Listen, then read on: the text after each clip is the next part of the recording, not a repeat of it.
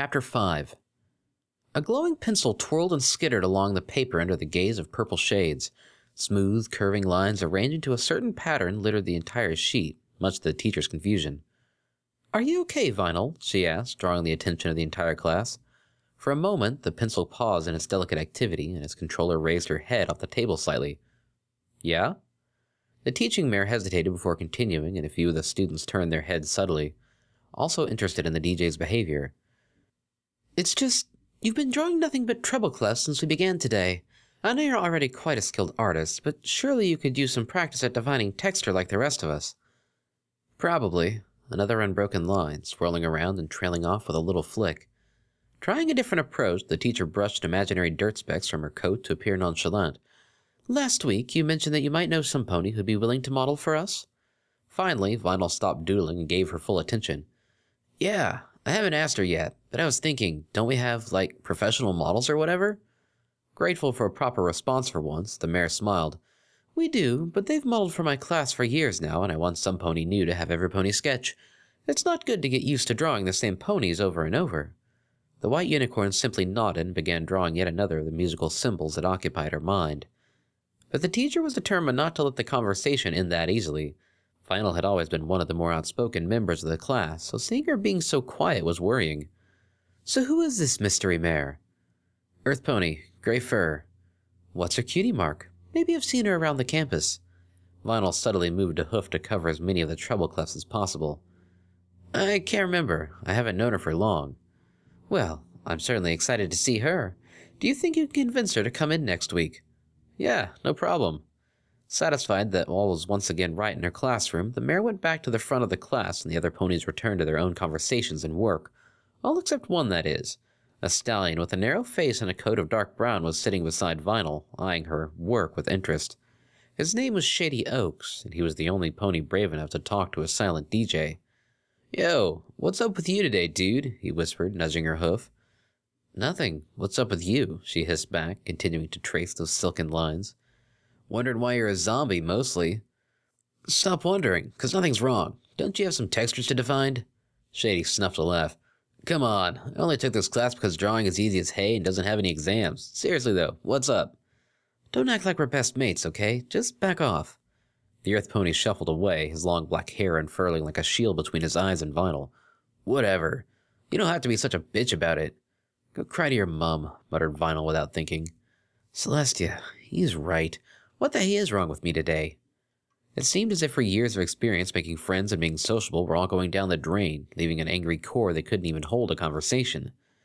"I can't be like that. What if I was a bitch to Octavia?" Her chest clenched at the thought, and she knew the problem had to be fixed before it got worse. Lightly tapping Shady's hoof to get his attention, Vinyl took a deep breath.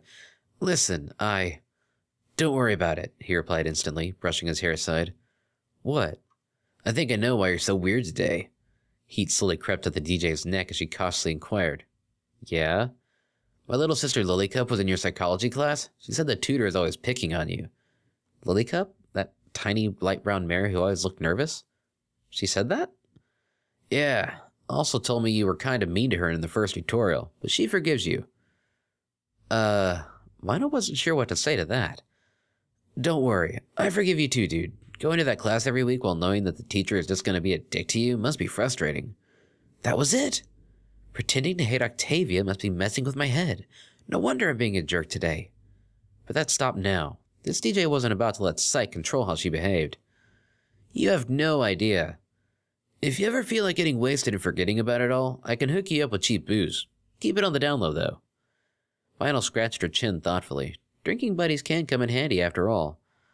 "I might do that. Here, put your number in my phone." She floated the object in question out of a saddlebag over to Shady, who took it with a grin. He tapped his own digits in, but it was difficult to ignore a certain other name in the contacts. "Octavia?" he whispered. "You got Octavia's number?" Blood rushed to her face and she began to stammer before being interrupted. "Half the stallions here would kill for that number and the other half are gay. Damn, it must be awesome being a DJ and getting to talk to all those higher-ups." Yeah, it's pretty sweet." Did he not realize the cellist was also in her psychology class? Or was he playing a game with her? "Here." He handed the phone back cheerfully. There didn't seem to be anything malicious about him, that's for sure. But how could she tell? The rest of the class passed an uncomfortable haze for the white unicorn. She managed to stop drawing treble clefs and did a quick sketch to demonstrate her knowledge of texture, earning kind words and a smile from the teacher, who had clearly assumed that everything was now back to normal. But the second Vinyl walked out the door, her phone was out and dialing. Constant arguing was taking a toll on her social skills, and that needed to end quickly if she was to remain good at her job. Calling Octavia. Ring, ring. "Hello, Vinyl," the slightly tinny voice of her friend greeted happily. "How was drawing?" Same old, same old. What's up?" "I am completing a history assignment at the moment. Oh, and I have some exciting news." The DJ smiled at how enthusiastic the normally calm mare was. "I received a notice telling me that some pony had been assigned to my room. Oh, I hope it's you." "Don't get your hopes up. I'm probably not important enough to share with you rich ponies," she replied, chuckling a little to make it clear she was joking. "Don't talk like that. Darn. I just remembered that I know the student coordinator. I should have gone to her and requested you as my dorm mate." "I don't think that would have worked." Vinyl hoped her grin wasn't audible. "She's probably not allowed to let students choose who they share with." It was becoming difficult not to laugh. "You're probably right," Octavia sighed. "I'll just have to hope that they're friendly." "Or sexy. Or both. Then you'd never be bored." The cellist giggled at that. "You have a one-track mind, Vinyl." "I regret nothing. Hey, there's something I wanted to talk about." She looked around to make sure no pony was close enough to hear. The building was almost empty now that her class was over. "What is it?" "You know our pretend arguments?" "Yes." I don't know if I can do them anymore," Vinyl said simply. "Why?" "'Cause I don't like arguing with you." "But we're just pretending."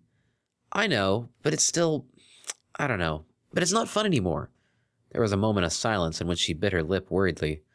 "What should we do then?" the cellist finally replied, her happy mood having clearly abated.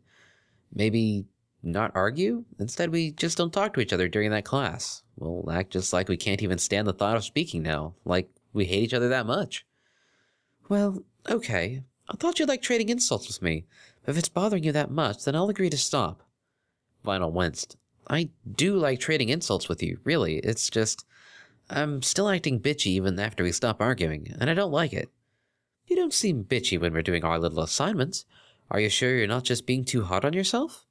The DJ snorted before replying. "Well, obviously I haven't been bitchy with you." "How is that obvious? I'm not following," queried the mare on the other end. I meant, like... Well, it doesn't matter. What I'm worried about is that I might become bitchy with you, and I guess I like you too much to risk ruining our friendship." The words came easier than expected, and for once Vinyl didn't feel as though there could have been a better way to get her message across. "Oh, well, if you phrase it in that manner, I understand what you mean.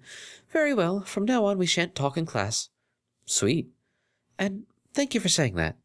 "Saying what?" "That you don't want to risk ruining our friendship. Having never experienced one before, it feels nice to be reminded that I now have one, and that it's with some pony who seems to value me as much as I value them."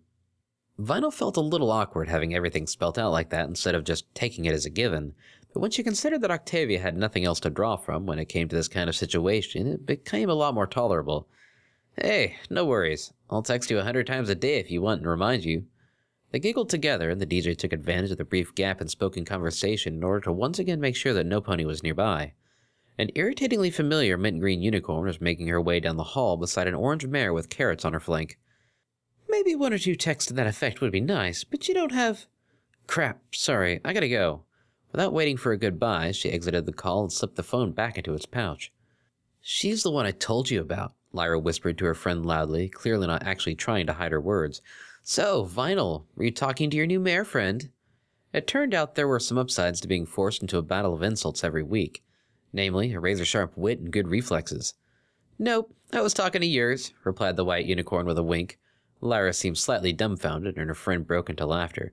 Shut up, C-Top," muttered the mare irritably. Vinyl didn't stick around for a second bout. "I'll leave you to whatever it is you were doing in this building together. Alone."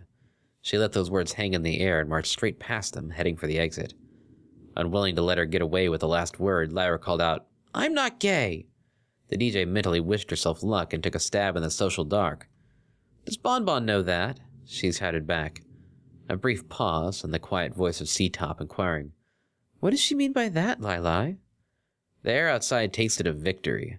A huge grin stretched her cheeks almost painfully, but it was so worth it. Larry would have a fair bit of difficulty dragging herself out of whatever she got stuck in. Even without details, it looked messy. With success flowing behind her, as well as the knowledge that the only ponies she needed to be mean to now were those who deserved it, Vina was feeling pretty good about her lot in life.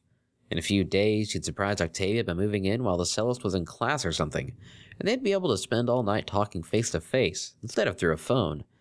And then she'd really be in heaven, all Octavia, all day long. This time, Vinyl didn't even bother coming up with an excuse. She liked being around that gray mare, and there was no point denying it. It was other things that could use a little denying.